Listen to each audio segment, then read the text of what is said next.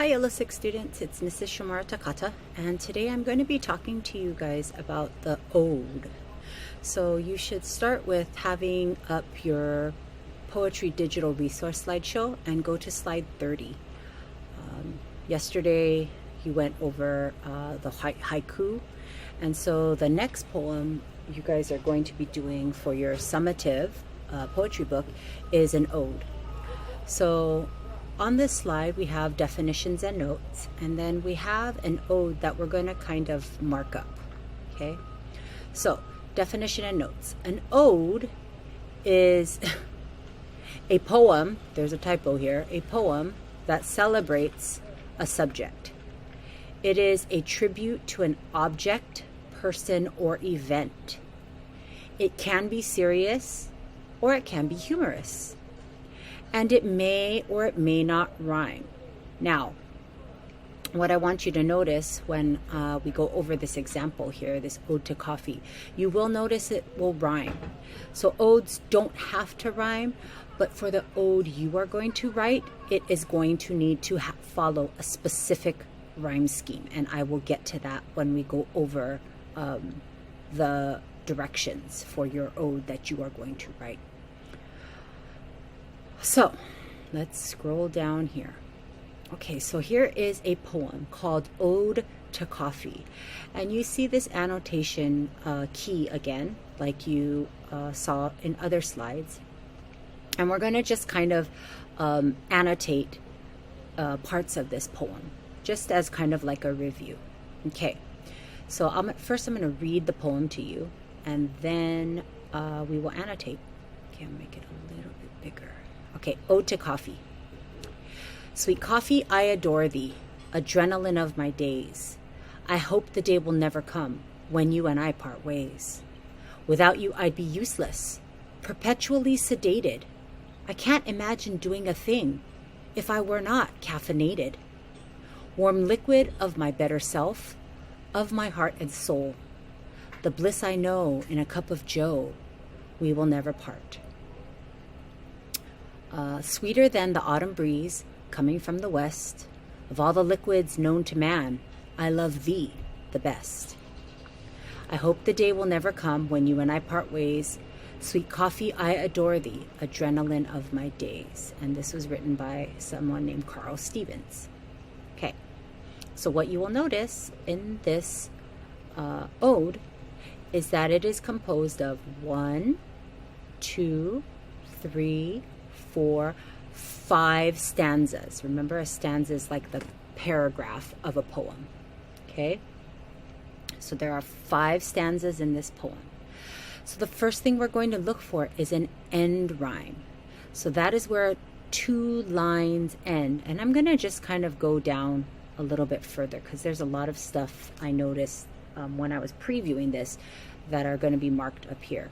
So starting with line 9, warm liquid of my better self, of my soul and heart, the bliss I know in a cup of joe, we will never part.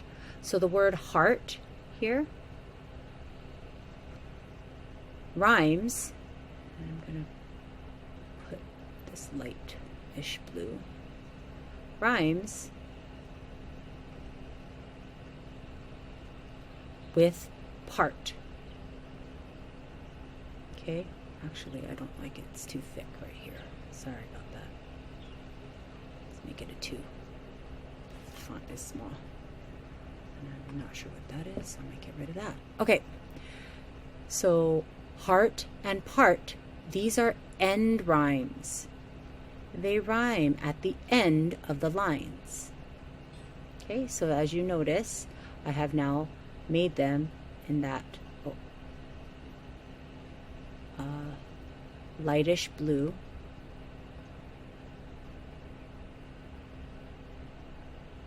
two-point. Okay, so now when we look at this poem, we could see, oh, these 2 words must be an example of an end rhyme. Okay. Next, we are looking for an internal rhyme, and an internal rhyme are words that are in a single line that rhyme. So, okay, we're going to do it here. So text box again, The bliss I know in a cup of joe. This word know, I'm going to make it orange. 2. In a cup of joe. No and joe rhyme. And do you see how they are in the same line? That is now an example of an internal rhyme. Okay? Next, we have a partial rhyme. So this one was a little bit more difficult for me to find. Where was it? Okay, so I did find it up here. Sweet coffee. Sweet coffee. It's almost rhyme. So these two words almost rhyme. So I'm going to put a light lavender box around. Not fill. Sorry, not fill. Let's go transparent. A light lavender box around sweet, and I'm going to also do it around coffee. It's quite messy. Actually, maybe it's not supposed to be that. Maybe it's this pinkish one.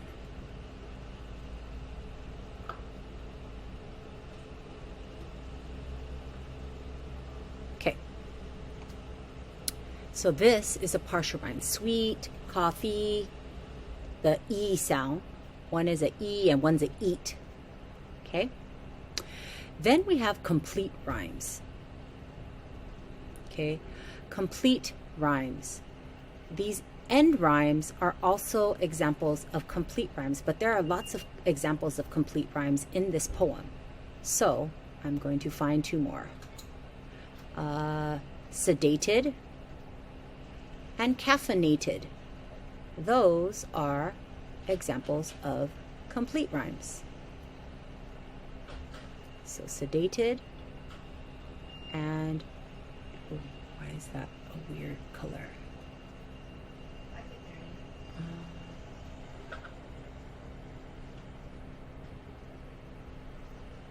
Get rid of that. And caffeinated.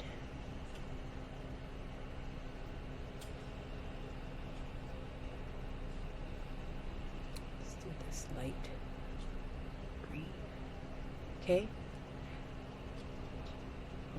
It's really thin. Gotta make it a 2. There we go. All right. So we've done end rhyme, internal rhyme, partial rhyme, and complete rhyme. Now we are looking for a refrain. And a refrain is where lines are repeated. Okay? So if you recall, there was a couple lines that were repeated. So this is one of them. I hope the day will never come when you and I part ways. I am going to do this because the color code is black. And then if we scroll down, those same words, those same 2 lines are down here, lines 17 and 18. Do you see how it is exactly the same? I hope the day will never come when you and I part ways. I hope the day will never come when you and I part ways. All right. Next, we are looking for a metaphor. This one, again, was a little bit tricky, but I am going to show you where the metaphor is. And it is in these 2 lines. I gotta make it blue. And a 2. There we go. Okay, so why is this a metaphor? Sweet coffee, I adore thee, adrenaline of my days. This is basically saying the coffee is adrenaline. Okay, let me say that again. This sentence or this phrase, these 2 lines essentially say, sweet coffee, I adore thee, adrenaline of my days. It is saying the coffee is adrenaline. And coffee and adrenaline are not the same thing. Coffee is something, a beverage, and adrenaline is something that is in your body. It's like a hormone. Okay? So it's comparing two unlike things, saying one thing is the other. Okay? And last is hyperbole. Oh, okay. So the hyperbole one was still a little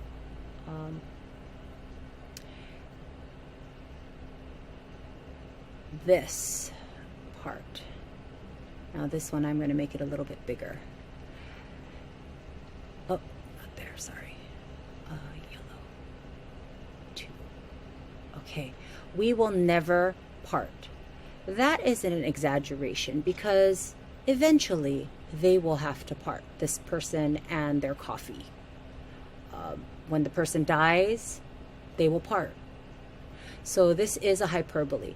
I'm going to say it's probably not the best example of a hyperbole, but it is a hyperbole. Okay, so we have now gone through all of these types of annotation. We're identifying these parts in this poem. And so what I'm now going to do is now I'm going to show you what your assignment is going to be, and then I'm going to show you an example. Okay, so remember again, this is your summative and it is your poetry book slideshow 2020, and today you are going to be working on and completing slide 4, which is an ode, and you see that coffee cup. I'm going to zoom in a little bit so you could read the instructions a little bit more. So again, the definition: it is a poem that celebrates a subject. I missed the word poem there. See, teachers make mistakes too. It is a tribute to an object, person, or event. It can be serious or humorous. It may or may not rhyme. Now, these are general notes about odes, but when you write your ode, you're going to want to pay attention to these directions here. Okay, so here are the directions. Type an ode out below. Be sure to include a title in the box above the poem, which is right here. You must include all of the elements in the annotating key and label them by outlining the words in your poem in the color of the annotating key. So, what you saw me do in the resource slideshow, you're going to do that, except this time you are going to be doing these 6 figurative language elements. You are going to include those in your ode. Now, here, all we had was metaphor and hyperbole. We didn't have any other ones. But for this one, and remember, we told you, the teachers told you, you cannot forget these things, that you are going to need to know them so that you can put them in your poems. We were not lying or exaggerating when we said that. Okay, so you're going to need to put all of these in, and then you're going to outline it like the way I just did in the sample. But I want you to pay attention to this part here. Your ode should be 2 6-lined stanzas. So remember this one? There were 5 stanzas here. Each stanza was 4 lines. For the ode you are going to write, you only have to do 2 stanzas. But each stanza needs to be 6 lines. And it needs to be this specific rhyme scheme. A, B, B, C, C. So the first 2 lines need to rhyme, the second 2 lines need to rhyme, and the third 2 lines need to rhyme. And then you will label the rhyme scheme on the ode, on the side. Okay? So first you need to figure out what you are going to pay a tribute to, what you're going to write your ode about. It could be your favorite meal. It could be your dog. It could be your fish. It could be a person, your grandparents. Okay? So what I'm going to show you now is an example. Okay, so here is an example we have used in the past. So I know it looks a little bit different than what you've seen. Here is the actual ode. Here is the title. It's called Oodles of Noodles. If you notice, there are two stanzas. Here is the first stanza, and then there's a space, and here is the second stanza. Each stanza has 6 lines. 1, 2, 3, 4, 5, 6. This one has 1, 2, 3, 4, 5, 6. Okay? Now, I'm going to read you this ode. Oodles of noodles. Ramen, ramen, I love you. Simon, you're like a dream come true. Top ramen, Sapporo, cup of noodle. It's all good because you're a curly poodle. I like you best steaming hot. If not, run back into the pot. There are toppings galore. Who could ask for more? Kamaboko, eggs, green onion, and Spam. I can't forget choy sum, bok choy, and a little ham. Last, slurp your savory soup when you're done. I guarantee you will feel like you weigh a ton. Now you will notice the rhyme scheme. So you and true, they rhyme, so AA. Noodle and poodle, they rhyme, B. Hot and pot, they rhyme, C. Galore and more, they rhyme. So it's not going to be an A again because it doesn't rhyme with you and true. So it's D and D. Then spam and ham doesn't rhyme with any of these above, so it's E and E. And then done and ton doesn't rhyme with any of these above, so that becomes an F and an F. So this is the rhyme scheme. You can set your own rhyme scheme, but just make sure it follows the pattern of A, A, B, B, C, C. And your second stanza could be D, D, E, E, F, F. Or it could be, if you want, A, A, B, B, C, C. You can repeat the you and true down here, and the noodle and oodle, and the hot and pot. It's up to you. But it needs to follow that rhyme scheme. Now, if you look here, there are 6 elements here. Hyperbole, personification, simile, metaphor, onomatopoeia, and alliteration. If you go back to your actual assignment, you have 6 things here. Simile, metaphor, alliteration, onomatopoeia, hyperbole, personification. It's the same 6. Maybe in a slightly different order, but it is the same 6. Okay? So, as you can see, I've written the rhyme scheme on the side, and so when you type your ode out, this is what you will do. And then, after you write your ode, you're going to need to indicate, and on this one you're going to do the text boxes around it, the words, but you're going to need to indicate what is what. So if you look here, Simon, you're like a dream come true. That is an example of a simile because there's a word like, and it's comparing Simon to a dream. Okay? The blue curly poodle is a metaphor. It is saying, actually it should be you're a curly metaphor because it's talking about the noodles. The noodles are a curly metaphor. I mean a curly poodle. Okay, oh, I chose the wrong color. Okay. Next, steaming is an example of onomatopoeia. Okay, it is an onomatopoeia word. There is another one in here. Slurp was also one, but because I didn't want to make it confusing with coloring it twice, because the alliteration is down here, I just chose steaming as, because that would also be considered an onomatopoeia word. Next, personification, run back into the pot. Remember, these are noodles. Noodles can't run back into a pot. But if you are writing personification, they sure can run back to a pot. Okay? Then we have alliteration. And slurp your savory soup. It's that S sound. Okay? Multiple times in a single line. That is alliteration. And then the yellow is weigh a ton. Remember, that is an exaggeration. Okay, so now back to your assignment. You are going to write an ode. You have to choose what you are going to write about. It is something you are celebrating. You like it. Okay? It's a tribute, which is a positive thing, to an object or a person or an event. Okay? It doesn't have to be serious. It can be funny, but it can be serious. It can be funny. Now, I know it says may or may not use rhyme. Remember, that is just a broad definition of an ode. But for the ode you have to do for us, it needs to follow this specific rhyme scheme. Okay, so title, stanza 1 needs to be 6 lines. Stanza 2 needs to be 6 lines. It needs to follow A, B, B, C, C rhyme scheme. And you need to include all of these elements. Remember, this is your summative. You've been training and practicing over half the quarter for this.